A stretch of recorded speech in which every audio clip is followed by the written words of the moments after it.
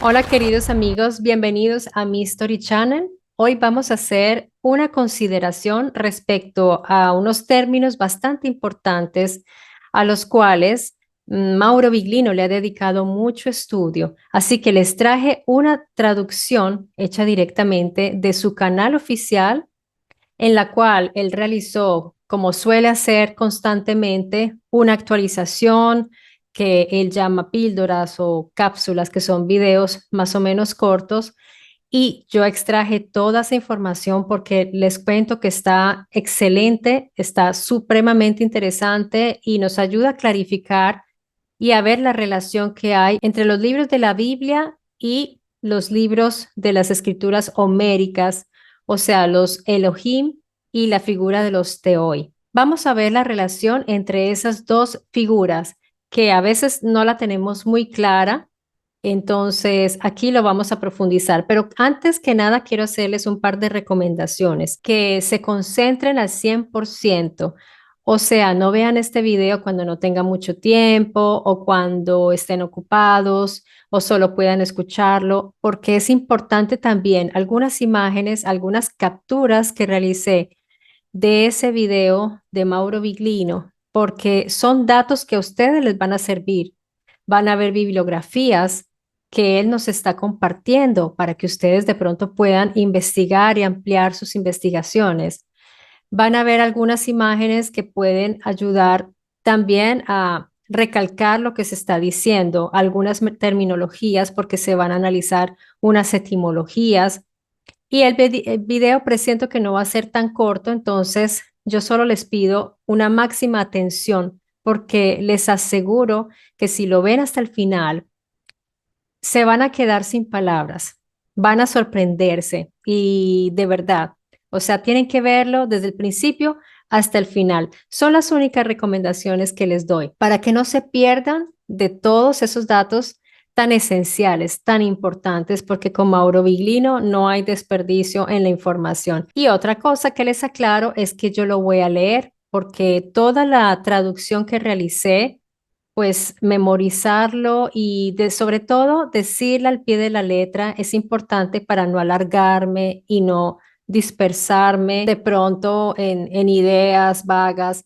Así que mejor se los leo. Por eso les pido la máxima concentración. Desde este momento, abro comillas porque ya son las palabras textuales de Mauro Viglino. Tanto la Biblia como los libros griegos hablan de estos individuos llamados Elohim en el Antiguo Testamento y llamados Theoi en los, entre comillas, mitos griegos. Y digo entre comillas porque yo aplico, o sea, Mauro Viglino, que nos está hablando, exactamente el mismo método que aplico en la Biblia para los llamados mitos griegos, es decir, pretendo que sean verdad. He decidido pensar que en sus narraciones han mantenido en sustancia el recuerdo de sucesos verdaderamente acaecidos. Creo que este método es fundamental para ayudarnos a entender el pasado y nos ayuda a conectar el pasado con el presente. Sobre todo significa respetar a los antiguos autores y según mi opinión es que lo peor que han podido hacer es negar a priori la validez de estas narraciones, algo que han estado haciendo y que desafortunadamente continúan a hacer.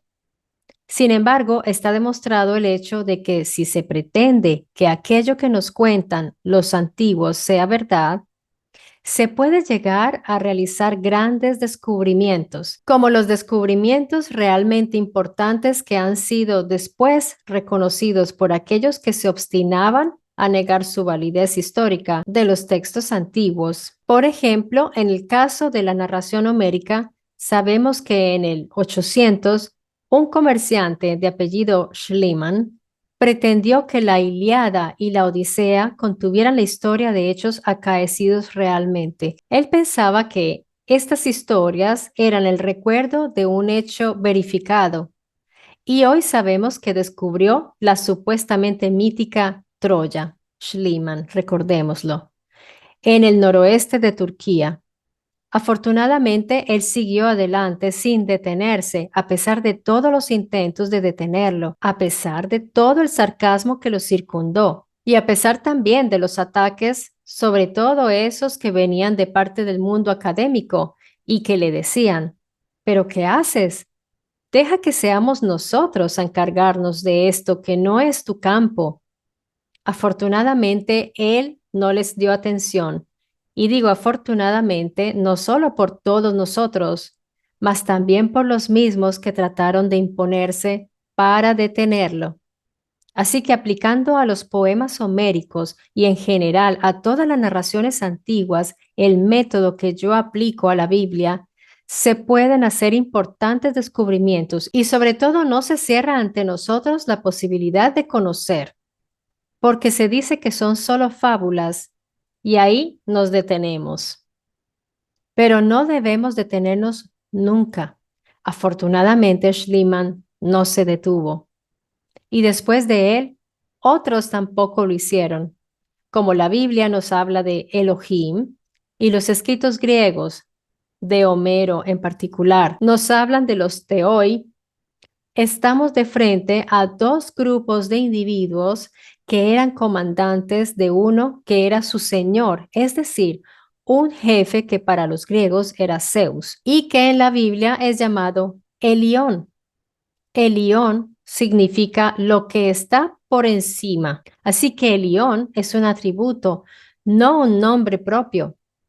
Es un atributo que indica lo que está por encima, o sea, alguien que manda, que comanda.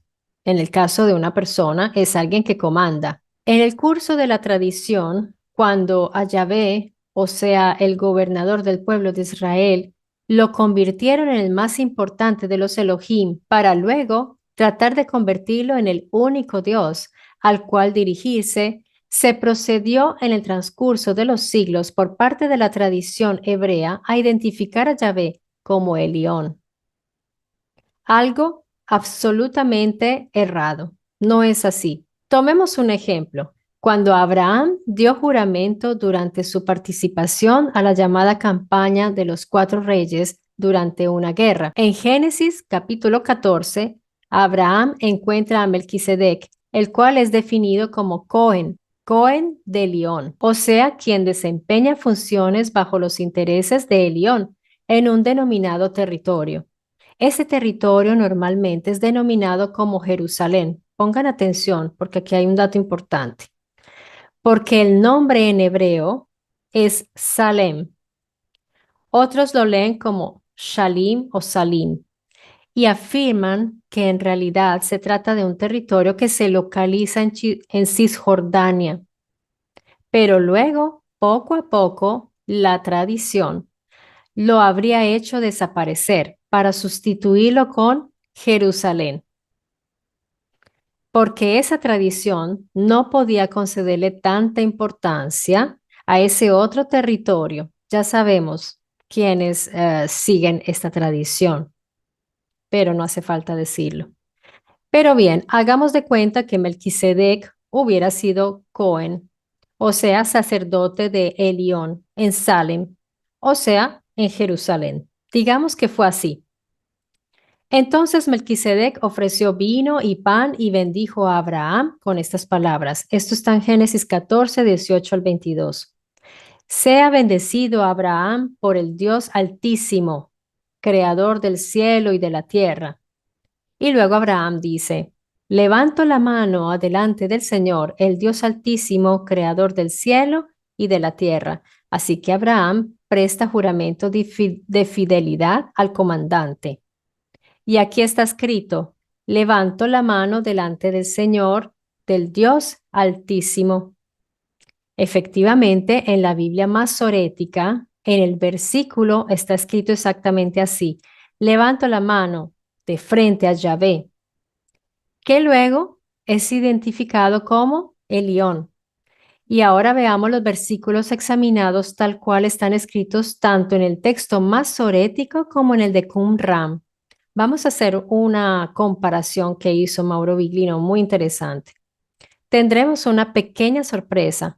En este momento ustedes están viendo ahora el versículo del cual estamos hablando. Esta es la versión masorética, la que están viendo ahora. Allí está escrito que Abraham levanta la mano ante el Elión.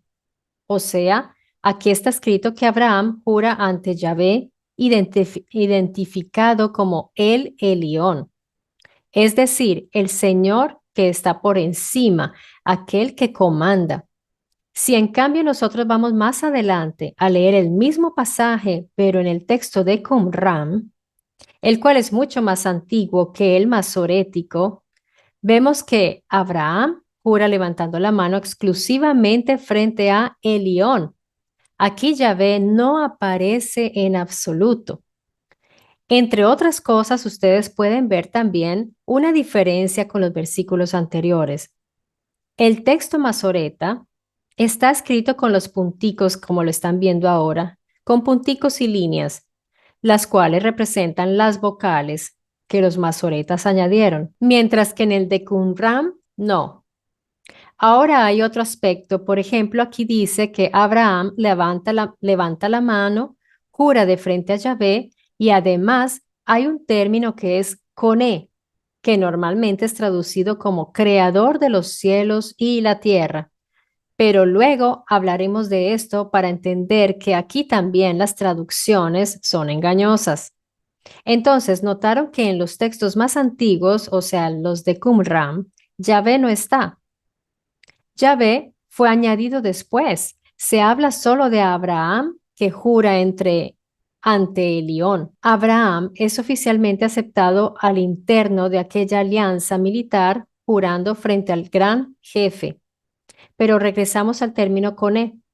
Este término Coné es traducido como el Elión, creador del cielo y la tierra. Así lo traducen. Pero en realidad Coné no significa eso. Significa algo muy distinto. Si observamos en este diccionario de etimología hebrea, escrito por Matillahu Clark, basado en los comentarios de Samson Raphael Hirsch, tomemos de allí el verbo coné, o sea, la raíz de cana. Y el autor escribe claramente que la raíz cana, de la cual deriva coné, significa adquirir a través de medios legales, que nada tiene que ver con el acto de crear. O sea que allí dice exactamente que el Elión era el propietario de la tierra, no el creador. Obviamente, siendo el gran jefe del imperio, es el propietario. Y aquí el texto cita también al texto de Génesis 14:19, donde dice que tenía derechos legales. ¿Entienden esa gran diferencia? Cada vez confirmamos que en la Biblia no está ese concepto del crear de la nada. Hasta aquí hemos visto esta curiosidad bíblica. Entonces, el león corresponde a Zeus. Los Elohim estaban bajo su mando, así como los teoi griegos estaban bajo el comando de Zeus. Pero hay otro aspecto que nos regresa al asunto de la repartición de tierras ordenada por Elión, y lo vamos a buscar en Deuteronomio 32:8, donde Moisés narra lo que hizo Elión. Leemos, abro comillas, cuando el Altísimo repartía las naciones, cuando separaba a los hijos del hombre, estableció las fronteras de los pueblos según el número de los hijos de Israel. Bien, esto parece poco lógico y poco realista, ya que no podría haber definido todas las fronteras según el número de los hijos de Israel. De hecho, en los textos de Qumran está escrito otra cosa, y recordemos que son más antiguos. Entonces, en los textos más antiguos está escrito que Elión hizo la división sobre la base del número de los hijos de los Elohim. Y esto tendría otro significado y también tendría más lógica, y ya veremos por qué. Aquí pueden ver la diferencia. En este caso, preferí imprimir el texto de Qumran. Aquí está hablándonos Mauro Viglino, que imprimió el texto de Qumran 4Q Deut J, porque al menos así es más legible y aunque no conozcas el hebreo, se nota la diferencia entre ambos textos paralelamente.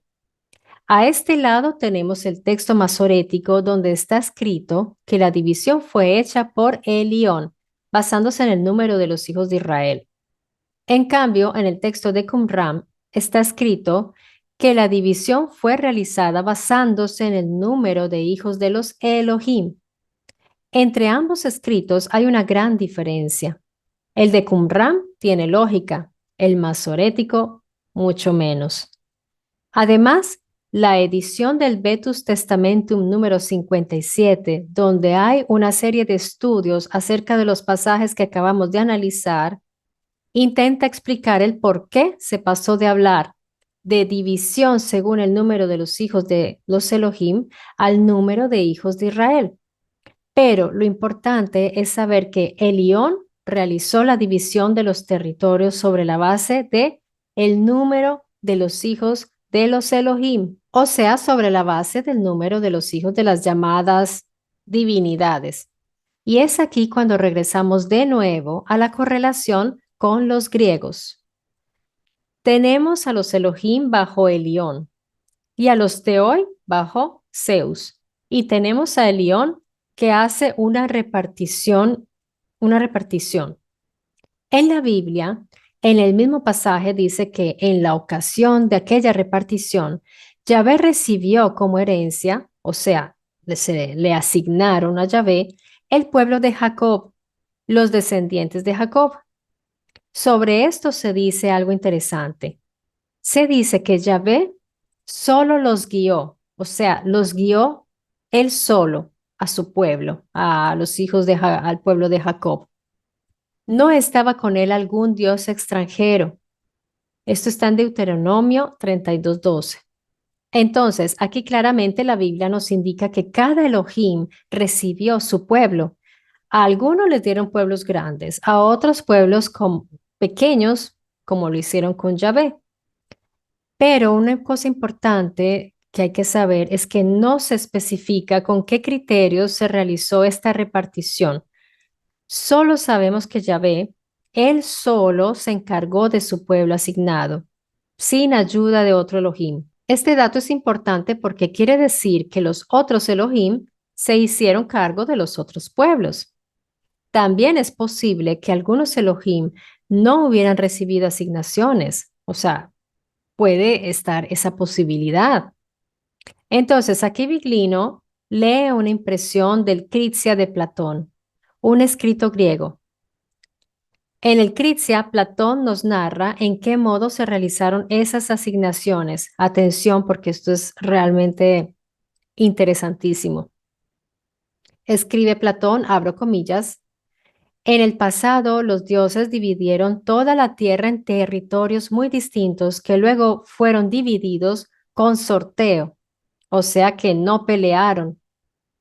Entonces, Platón, cierro comillas, Platón nos dice exactamente como en la Biblia que esos territorios fueron asignados, pero también nos dice que fueron asignados a suertes, o sea, fueron sorteados. Y los dioses, ¿qué hacían? Pongan mucha atención a esto.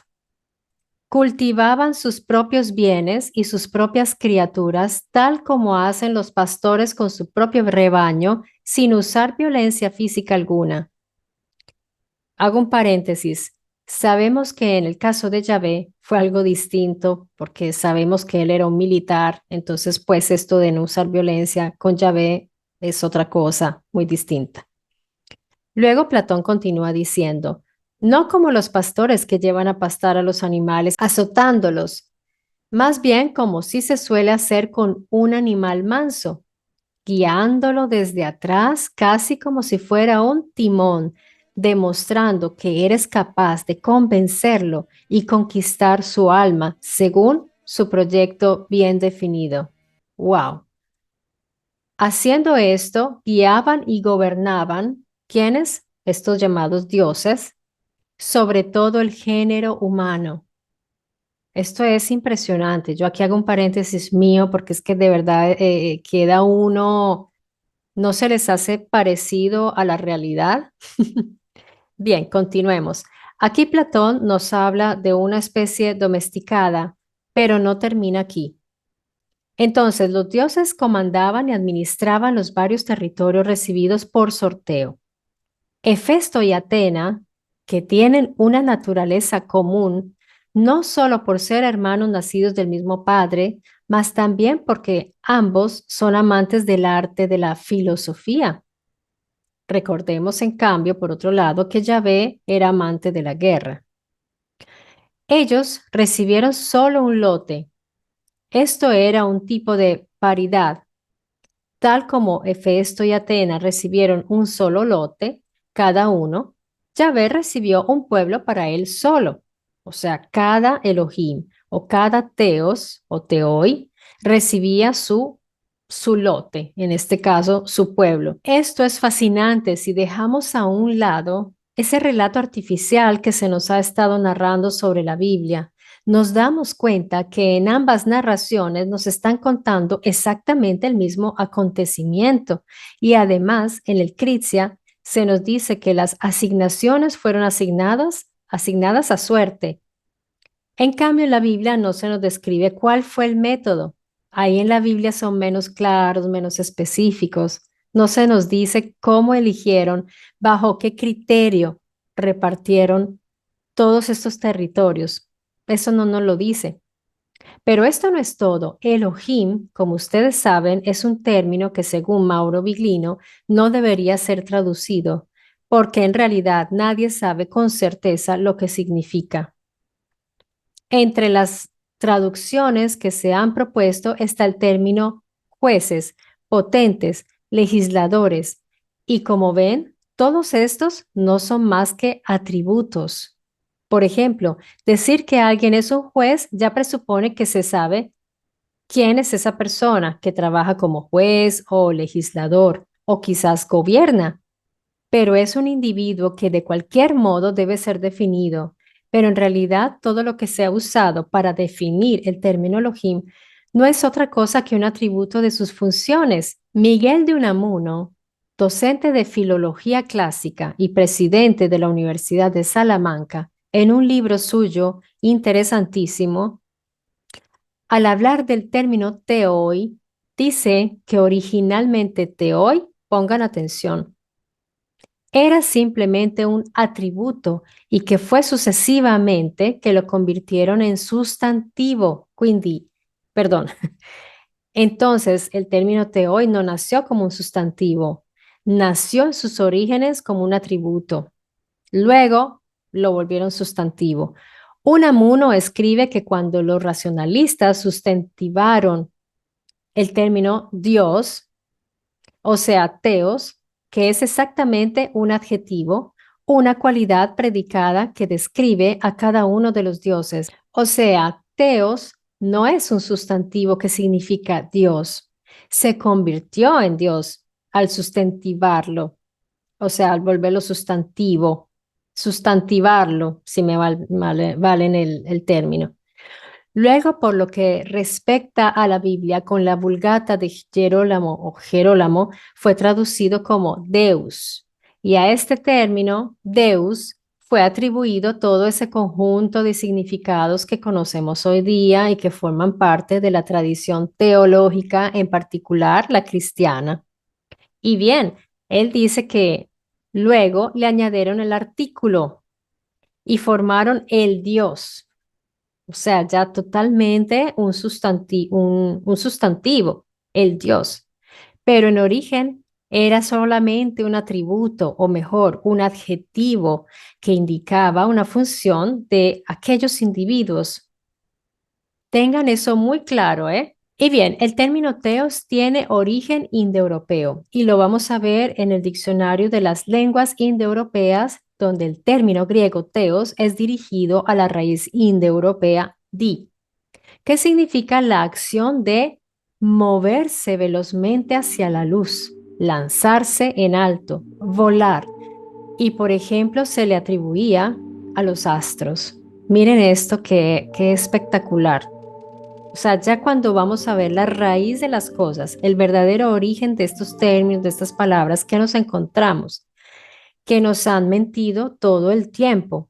Este término viene de esa raíz indoeuropea di, que en realidad son unas características, significa la acción de moverse velozmente hacia la luz, lanzarse en alto, volar. De nuevo, veamos qué dice Platón. Platón dice que los astros originalmente eran llamados teoi. ¿Por qué? Porque los veían siempre empujados en movimiento continuo y los llamaron dioses por esa naturaleza, la naturaleza de moverse velozmente a gran velocidad. Y el verbo del cual se deriva el término teoi es teein, teein. Piensen tan solo un momento en lo interesante que es esto, amigos. Ya lo vimos antes que en el diccionario de etimología indoeuropea tiene un significado de volar hacia lo alto, lanzarse hacia la luz. Así que tenemos el término teoi que era identificativo para los astros. ¿Por qué? Por su movimiento en los cielos. Y luego pasó a identificar a unos individuos. Y Miguel de Unamuno nos indica cuál era la función de tales individuos.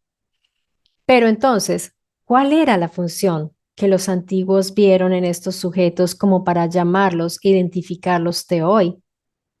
Evidentemente, una función que veían anteriormente los astros, que ya vimos en el diccionario etimológico. ¿Y cuál era? La de ir velozmente, viajar a gran velocidad en los cielos. Así que esto es verdaderamente fascinante.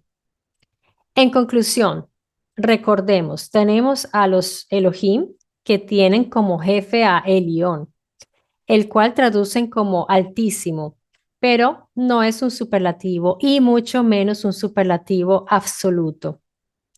En hebreo significa concretamente aquello que está por encima. Así que traducirlo con altísimo significa ya una invención.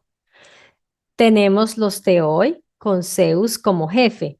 Estos, sean Elohim o Teoi como términos, significan funciones, funciones, no son sustantivos, son adjetivos, son funciones. En el caso de Elohim, el término es más difícil de identificar porque no se identifican las funciones, contrario a Teoi, que sí tenemos estos detalles, esta identificación en el diccionario y por parte de Platón también. Fuentes que nos están indicando sobre los rápidos movimientos en los cielos. Yo me muero por ver sus comentarios, por saber qué opinan de todo esto. Díganme si ustedes ya sabían esto. Esto es un gran descubrimiento, porque ya aquí, como han visto en el canal, yo les he hablado sobre la etimología de los Elohim, sobre los Teoi, hemos hablado también sobre estos sujetos y sus características, pero dedicarnos más a la raíz de donde vienen estos términos es supremamente importante, porque vamos a entender cuáles son las manipulaciones a las cuales han sometido estos términos para convertirlos en cosas que no son. Nadie está negando la existencia de Dios o de dioses.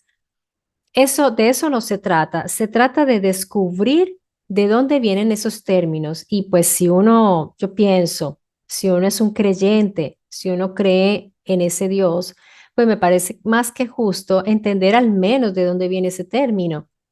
¿Quién llamó Dios a Dios y por qué? Ya se dieron cuenta cómo fue cambiando.